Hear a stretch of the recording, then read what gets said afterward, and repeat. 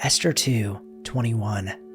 In those days, as Mordecai was sitting at the king's gate, Bigthan and Teresh, two of the king's eunuchs who guarded the threshold, became angry and sought to lay hands on King Ahasuerus. And this came to the knowledge of Mordecai, and he told it to Queen Esther. And Esther told the king in the name of Mordecai. When the affair was investigated and found to be so, the men were both hanged on the gallows, and it was recorded in the book of the Chronicles in the presence of the king. Chapter 3. After these things, King Ahasuerus promoted Haman the Agagite, the son of Hammedatha, and advanced him and set his throne above all the officials who were with him. And all the king's servants who were at the king's gate bowed down and paid homage to Haman, for the king had so commanded concerning him. But Mordecai did not bow down or pay homage. Then the king's servants who were at the king's gate said to Mordecai, "Why do you transgress the king's command?" And when they spoke to him day after day, and he would not listen to them, they told Haman in order to see whether Mordecai's words would stand, for he had told them that he was a Jew. And when Haman saw that Mordecai did not bow down or pay homage to him, Haman was filled with fury, but he disdained to lay hands on Mordecai alone. So as they had made known to him the people of Mordecai, Haman sought to destroy all the Jews, the people of Mordecai, throughout the whole kingdom of Ahasuerus.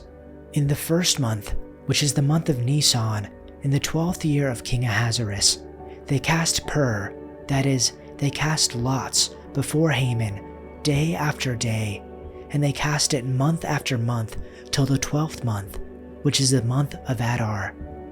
Then Haman said to King Xerxes, "There is a certain people dispersed among the peoples in all the provinces of your kingdom, who keep themselves separate. Their customs are different from those of all other people, and they do not obey the king's laws.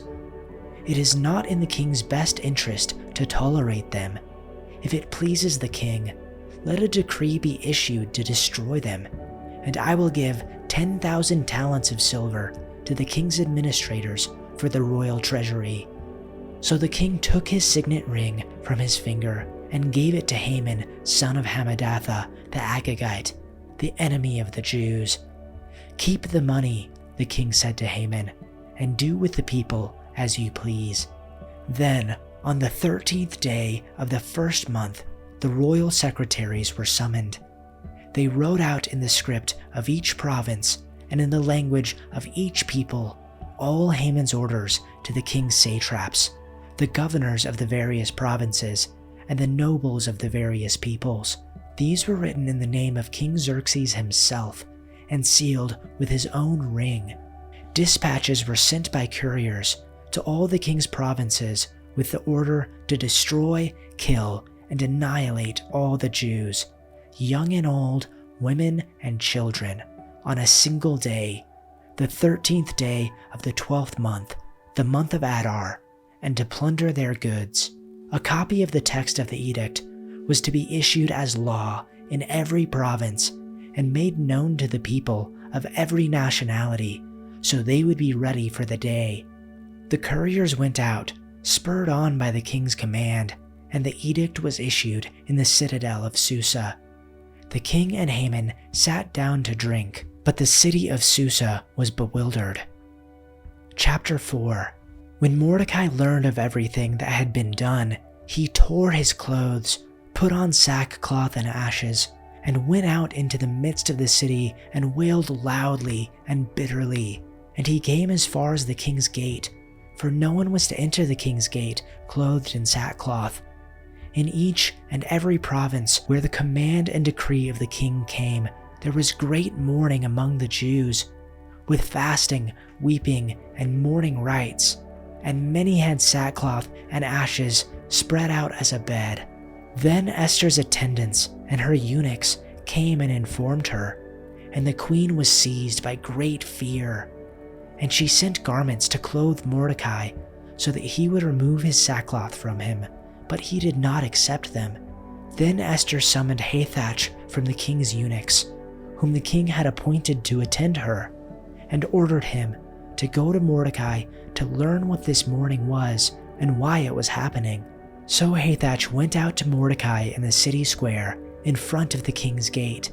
Mordecai told him everything that had happened to him and the exact amount of money that Haman had promised to pay the king's treasuries for the elimination of the Jews. He also gave him a copy of the text of the edict which had been issued in Susa for their annihilation, so that he might show Esther and inform her, and to order her to go into the king to implore his favor and plead with him for her people. So Hathach came back and reported Mordecai's words to Esther. Then Esther spoke to Hathach and ordered him to reply to Mordecai. All the king's servants and all the people of the king's provinces know that for any man or woman who comes to the king in the inner courtyard who is not summoned, he has only one law, that he be put to death, unless the king holds out to him the golden scepter so that he may live. And I have not been summoned to come to the king for these 30 days. And they reported Esther's words to Mordecai. Then Mordecai told them to reply to Esther, "Do not imagine that you in the king's palace can escape any more than all the other Jews, for if you keep silent at this time, liberation and rescue will arise for the Jews from another place, and you and your father's house will perish. And who knows whether you have not attained royalty for such a time as this?" Then Esther told them to reply to Mordecai, "Go, gather all the Jews who are found in Susa, and fast for me. Do not eat or drink for 3 days, night or day. I and my attendants also will fast in the same way, and then I will go in to the king, which is not in accordance with the law, and if I perish, I perish." So Mordecai went away and did just as Esther had commanded him. Chapter 5. On the 3rd day of the fast, Esther put on her royal robes and entered the inner court of the palace, just across from the king's hall. The king was sitting on his royal throne, facing the entrance. When he saw Queen Esther standing there in the inner court, he welcomed her and held out the golden scepter to her. So Esther approached and touched the end of the scepter. Then the king asked, "What do you want, Queen Esther? What is your request? I will give it to you, even if it is half the kingdom." And Esther replied, "If it please the king, let the king and Haman come today to a banquet I have prepared for the king." The king turned to his attendants and said, "Tell Haman to come quickly to a banquet, as Esther has requested." So the king and Haman went to Esther's banquet, and while they were drinking wine, the king said to Esther, "Now, tell me what you really want. What is your request? I will give it to you, even if it is half the kingdom." Esther replied, "This is my request and my deepest wish. If I have found favor with the king, and if it pleases the king to grant my request and do what I ask, please come with Haman tomorrow to the banquet I will prepare for you. Then I will explain what this is all about." Haman was a happy man as he left the banquet. But when he saw Mordecai sitting at the palace gate, not standing up or trembling nervously before him, Haman became furious. However, he restrained himself and went on home. Be sure to check the pinned comment down below. We have something new for you every day. Join us every morning from Monday to Saturday to watch along with the whole community. Then on Sunday night, come on back for a weekly sleep video. Also, you can check us out on Spotify, linked down below. Thanks for listening, and see you tomorrow for your daily dose of Bible.